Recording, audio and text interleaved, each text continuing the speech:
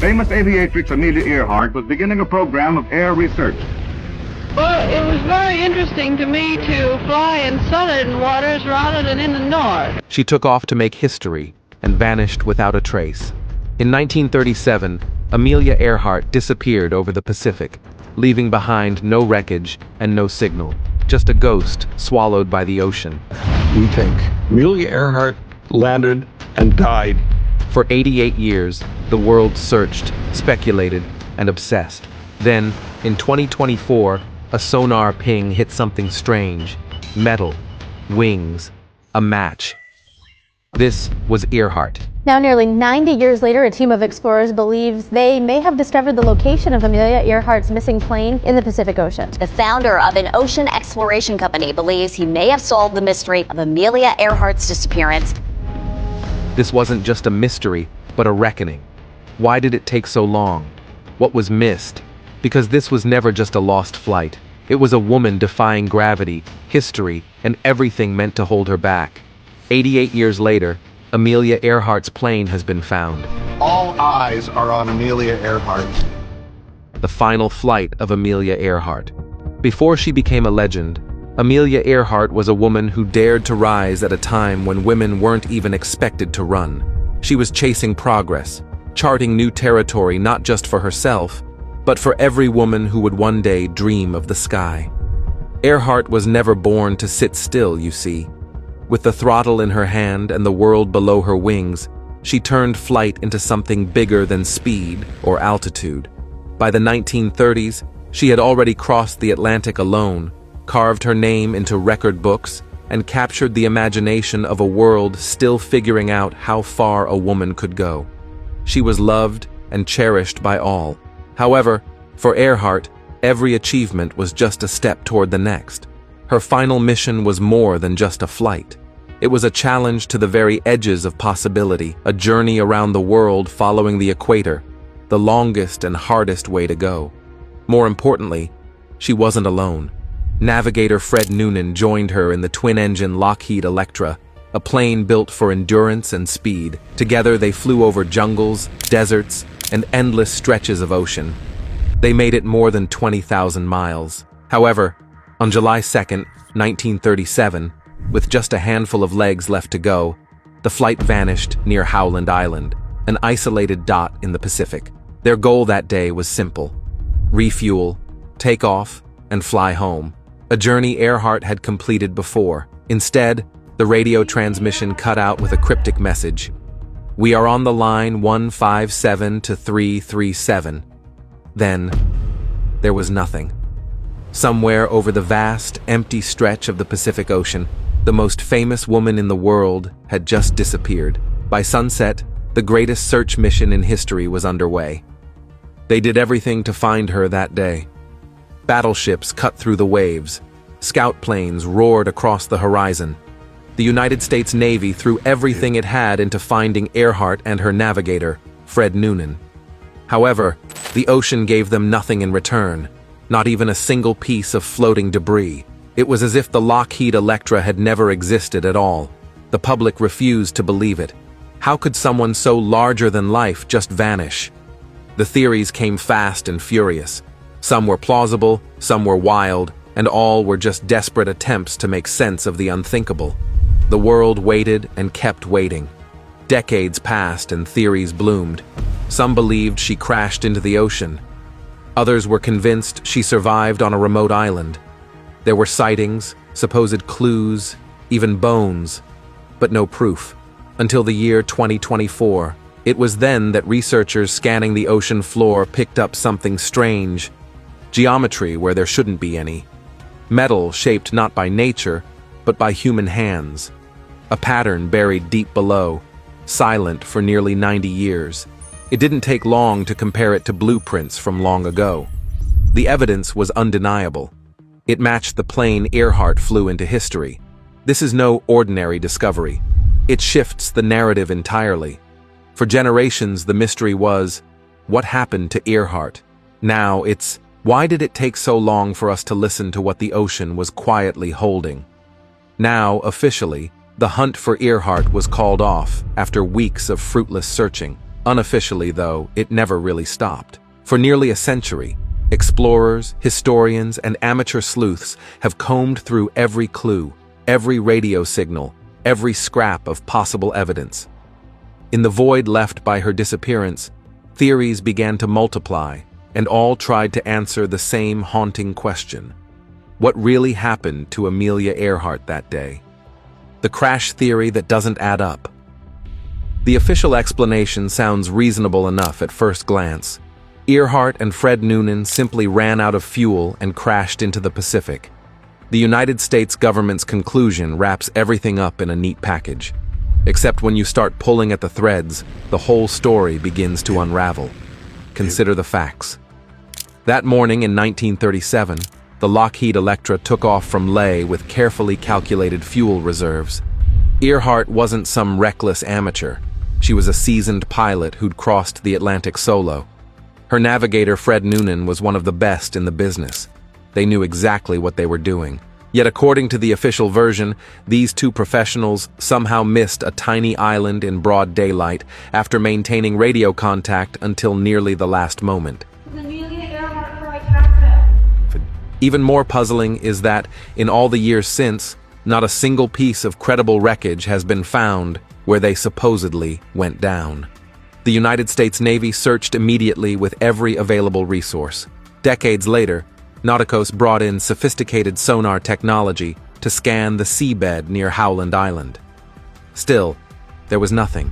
Just an empty ocean where a plane should have left traces. Here's what doesn't make sense. Aircraft don't vaporize upon impact. Even in a catastrophic crash, there should be floating wreckage, oil slicks, and personal effects. The Electra was a 10,000-pound aircraft with massive wings and a metal frame. Yet the Pacific yielded absolutely nothing. Back in 2002, David Jordan's voice carried quiet conviction when he told reporters, "We are confident it is in the area we are searching." The Nauticos president's team was deploying cutting-edge sonar technology to scan 630 square miles of ocean floor near Howland Island, an area meticulously calculated based on Earhart's last known position, fuel consumption rates, and those haunting final radio transmissions. The deep-sea equipment could detect objects as small as a coffee can in the crushing darkness 2 miles below the surface. Yet when the data came back, the Electra wasn't there. Undeterred, Nauticos returned in 2006 with even better technology. However, they got the same result.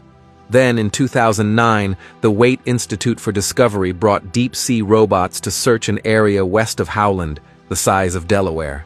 Ted Waite remained publicly optimistic, despite the lack of findings, noting they'd at least eliminated thousands of square miles from future search efforts. In 2024, finally had some sonar data that resembled an aircraft. Yet that too didn't turn out to be Earhart's. Each expedition peeled back another layer of the ocean's mystery, only to reveal more empty seabed. So if Earhart's plane isn't where all the calculations say it should be, where exactly did it go? As the crash theory crumbled under decades of fruitless searches and unanswered questions, a new possibility began to rise from the shadows. This time, it was shaped by radio signals that refused to be ignored. Nikumaroro's forgotten signals. Earhart uttered those final words, "We are on the line 157 to 337. She was tracing a direct path to her possible grave on Nikumaroro Island, though she didn't know it yet. The numbers tell a horrifying story. That navigation line was her only hope, a celestial highway running straight through Howland Island, where the Coast Guard cutter Itasca waited. However, in her desperate search, she faced an impossible choice: turn northwest into an endless ocean or gamble southwest toward Nikumaroro, a tiny atoll 350 miles away. Every pilot's instinct would choose land over water. So what happened next, according to this theory? For 10 excruciating days after her disappearance, radio operators intercepted 57 mysterious signals, all at night when tides were at their lowest. The strongest signals clustered around Nikumaroro. Of course, this didn't seem like random interference. Someone was trying desperately to be heard. Here's what the International Group for Historic Aircraft Recovery, or TIGHAR, researchers believe happened. The Electra touched down on that temporary runway, its wheels bouncing across the coral. Damaged but intact, the plane became their shelter by day and their radio station by night. Those 57 mysterious transmissions? They fit a terrifying pattern.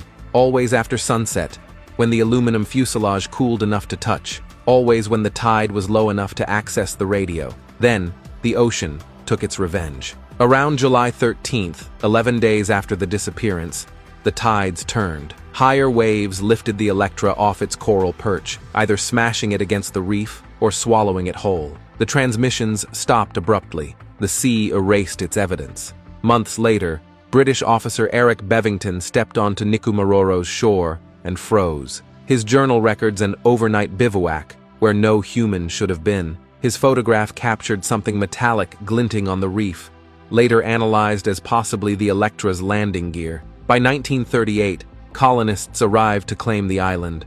Their reports mentioned aircraft parts, strange finds for an uninhabited atoll. But the real smoking gun came in 1940 when Administrator Gerald Gallagher made a grisly discovery. 13 human bones buried near a campfire, a man's and woman's shoe, weathered but recognizable, an empty sextant box. The bones were measured in Fiji before vanishing during the war. Modern analysis shows they matched Earhart's unique height and build perfectly, too perfectly. For 30 years after that, TIGAR researchers returned to Nikumaroro's Seven site again and again, drawn by the growing pile of evidence that screams one undeniable truth. Someone passed away here. The clearing tells its own grim story through the remnants of survival. Scattered campfires form a deliberate pattern as if someone was trying to signal passing ships. Piles of bird bones, turtle shells, and opened clams show meals scavenged from an unforgiving landscape. However, it's how they were eaten that chills investigators. Fish consumed without their heads, clams opened in ways no Pacific Islander would recognize. These were the acts of desperate people, starving strangers in a strange land. Among the debris, glinting in the island's sun, lie artifacts that don't belong to castaways. This included 1930s-era glass bottles, one possibly containing freckle cream. For a woman famously self-conscious about her freckles, this vanity item would have been essential. Earhart's passport photo shows her distinctive speckled complexion, the same complexion she reportedly tried to lighten with creams. Finding such a bottle here, on this remote atoll, is like finding a fingerprint. While the Nikumaroro theory suggests a slow end on a deserted island, though, another argues that Earhart's disappearance was tied to rising tensions and secret operations in the Pacific. Earhart's secret mission gone wrong. The Marshall Islands elders still remember the day the silver bird fell from the sky. Their accounts passed down through generations painted a picture too detailed to ignore. A crippled aircraft sputtering over the lagoon, Japanese soldiers swarming the beach, and two bewildered Americans being led away at gunpoint. Now, some may say this was part of just another island folklore. What you may not know is that this would end up becoming the foundation of the most explosive Earhart theory of all. Behind the official story of a tragic navigational error lies a far more sinister possibility. Retired Air Force Colonel Roland Reineck spent decades piecing together evidence suggesting Earhart's final flight was no accident, but a covert reconnaissance mission approved at the highest levels. In the tense pre-war Pacific, with Japan fortifying its territories in violation of treaties, the United States needed eyes on the ground. Who better than America's most famous aviator, whose round-the-world flight provided perfect cover? The plan allegedly had one fatal flaw. When Earhart's last transmission abruptly changed course, she wasn't lost. She was executing Plan B. However, Japanese radio operators intercepted the message. What happened next comes from dozens of elderly Marshall Islanders interviewed by researcher Dick Spink. Electra's rough landing on Mili Atoll's reef, Noonan's summary execution, and Earhart's transfer to a prison on Saipan, where she reportedly passed away in captivity. The most chilling part is that the United States government may have orchestrated her disappearance twice. First, by sending her, then by silencing her. The case of Irene Bolam, a New Jersey woman who bore an uncanny resemblance to Earhart, takes on new meaning when you examine the forensic matches. The same scar on her left hand from an old burn, the same distinctive earlobes, the same muscular pilot's posture. When confronted in 1970, Bolam didn't just deny being Earhart, she flew into a rage no ordinary socialite would muster. Decades later, more unearthed evidence added weight to the claims that Earhart survived and lived after the crash. A 2017 discovery of a previously overlooked photograph in the National Archives shows a white woman with Earhart's angular features sitting on a Marshall Islands dock, a Japanese ship looming in the background. The date stamps place it right after the disappearance. Meanwhile, declassified Office of Naval Intelligence files reveal unusual interest in the Marshalls throughout late 1937, with ships making unexplained detours to the very place where islanders place Earhart's crash. Now, some experts, like retired pilot Elgin Long, refuse to budge. He believes Earhart simply ran out of fuel and crashed into the sea near Howland Island. End of story. Fred Patterson agrees,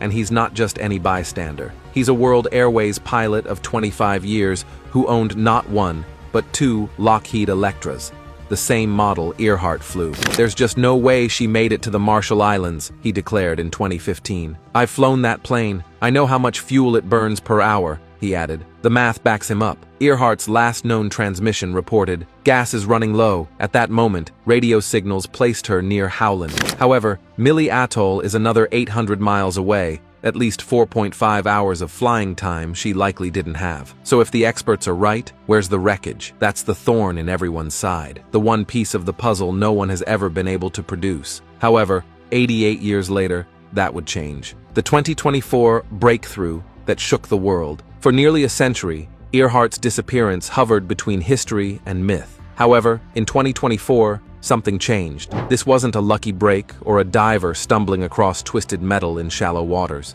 The answer came from something far more relentless: data. A team of oceanographers, aviation historians, and data scientists came together with a single mission: to put every shred of information ever gathered about Earhart's final flight into one massive system. Nothing was left out. Radio logs, fuel estimates, weather conditions, and historical accounts. Even psychological assessments of Earhart and Fred Noonan under high-stress scenarios. Then they did what no one had done before. They fed everything into a unified probabilistic model, an AI-driven engine that began doing its calculations. The model factored in wind drift patterns, signal strength, fuel burn rates, possible decision-making under stress, and countless other variables. It filtered noise, ignored assumptions, and pushed past decades of dead ends. Above all else, it pointed to a place that had been dismissed long ago: the Howland Basin.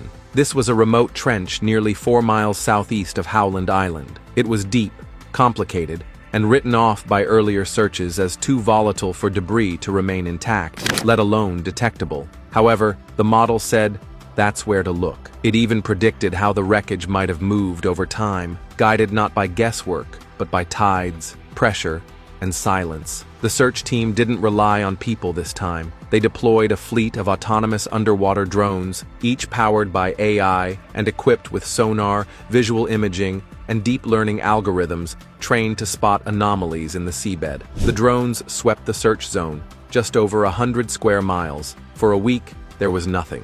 Just cold, dark water.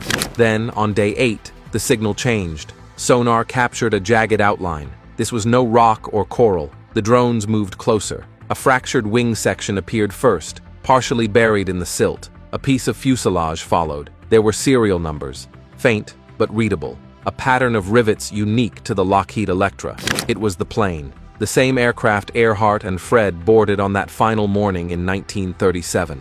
The one the world had been chasing across maps and myths for nearly 9 decades. Now, there was no guessing, just cold, hard evidence, pulled from one of the deepest and most hostile places on Earth. For the first time, the search for Earhart had a location, a wreck, and a story rooted not in speculation, but in science. Now, what happened in 2024 wasn't just about solving a mystery. It was about the technology that finally unearthed Earhart's plane that remained hidden for so long. The machines that found her.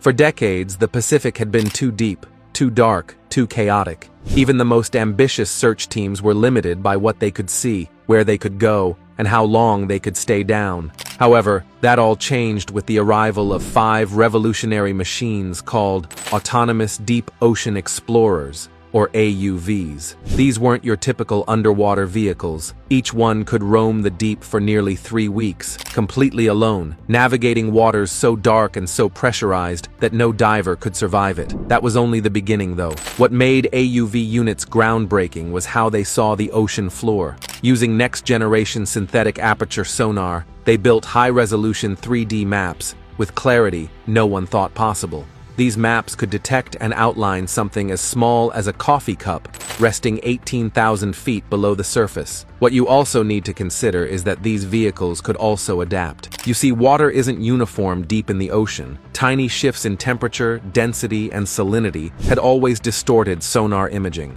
However, the AUVs adjusted to them in real time. It was like giving the ocean's most unpredictable layers a pair of prescription lenses. Still, the secret weapon was AI, not sonar. Each drone processed sonar data using pattern recognition algorithms originally designed to spot cancer cells in medical scans. That same level of detail, precision, and instinct was now pointed at the ocean floor. The drones were identifying man-made shapes, comparing structures to electra blueprints, and separating signal from noise with over 97% accuracy. Then, when something looked promising, the drones didn't stop at the find. They fanned out, using underwater current models to map where debris might have drifted over time. First came the engine mount, then the landing gear, twisted but recognizable. Then, the fragments of radio equipment. By the end, it looked like the drones had uncovered the evidence of a final descent, the footprint of impact, and the ghost of a moment that had haunted history for nearly a century. For the first time, metal, fabric, and forgotten tools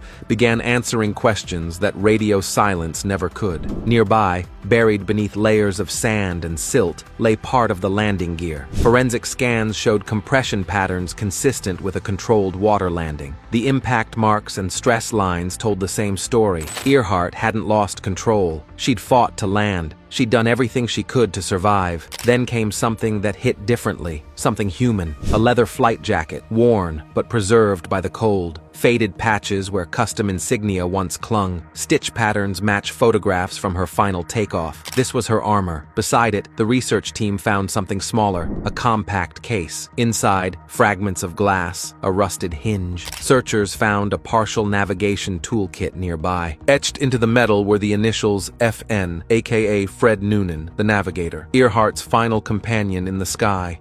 Inside the kit, weathered scraps of paper bore faint pencil markings, course corrections never recorded on the official flight plan. They were improvising. Even the radio transmitter was recovered. The frequency dial was still set to 3,105 kilohertz, which was the international distress channel. The antenna, though damaged, was intact up until the moment of impact. They tried to call for help. They didn't give up. Later, searchers found, scattered across the ocean floor, items from the emergency survival kit. Fishing lines, flares, water tablets. Most importantly, they were used. All this time we imagined Earhart disappearing into thin air. However, the truth is so much clearer now. She didn't vanish without a trace. In fact, she tried her best to get help. Now, we have the evidence, and with it, a clearer view of Earhart's last flight. Reconstructing her final hours. It started early on the morning of July 2nd, 1937. Earhart and Fred were flying blind over the vast Pacific. By 7:30 a.m., they were close, within 200 miles of Howland Island. However, that's when nature turned on them. A storm front, uncharted and fast-moving, swept across their path. Clouds rolled in, hiding the stars Fred Noonan needed for celestial navigation. Everything they trained for was unraveling in the sky. Among the artifacts recovered from the wreck were chart fragments, faded but legible. Pencil marks zigzagged across the map, showing sudden course changes. They were fighting to stay found. At 8:43 a.m., Earhart's voice crackled across the radio waves for the last time.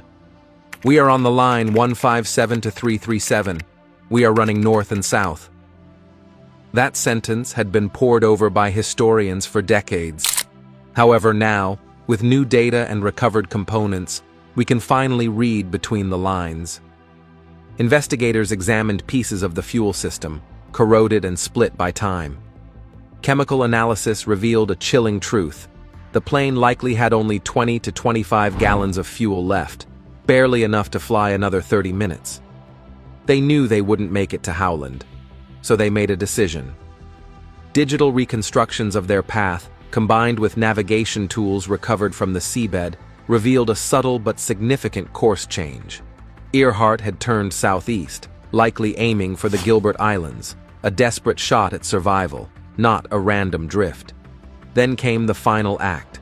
The throttle assemblies recovered from the wreckage were set to landing positions.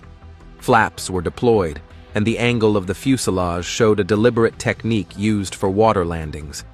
It was clear Earhart was landing with skill. For the first time, we can say with confidence that Earhart didn't fall out of the sky. At 12:42 p.m., Fred Noonan's wristwatch stopped. At the same time, all mechanical instruments froze the moment their journey ended.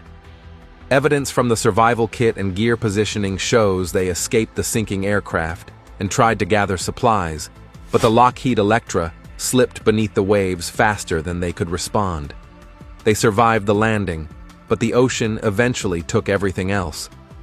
Perhaps, in the end, the real story is not how she vanished, but how she endured. She became everything: a Cold War pawn, a castaway, a secret survivor. The woman who couldn't be found turned into the woman who could be anything. Now, she no longer floats in the hazy gap between folklore and fact. She stands clearly, finally, as she truly was: a pilot, a leader, a fighter, making impossible choices at the edge of the map. Thanks for watching, and we'll see you in the next one.